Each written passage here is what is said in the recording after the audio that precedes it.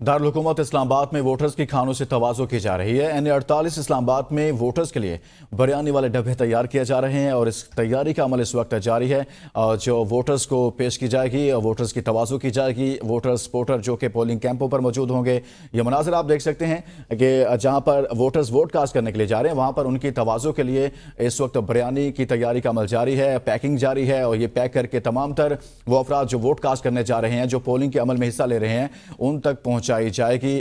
جہاں پر vote cast کریں گے وہاں پر بریانی بھی کھائیں گے۔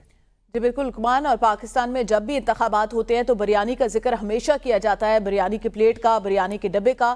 دارالحکومت اسلام آباد سے یہ خبر ہے جہاں پہ ووٹرز کی کھانوں سے تواضع اس وقت جاری ہے۔ آپ اپنی اسکرین پر بھی دیکھ رہے ہیں کہ صبح سویرے 8 بجے جیسے ہی پولنگ کا آغاز ہو چکا، اس کے فوراً بعد ہی ابھی تقریباً 9:30 کا وقت ہو چکا ہے۔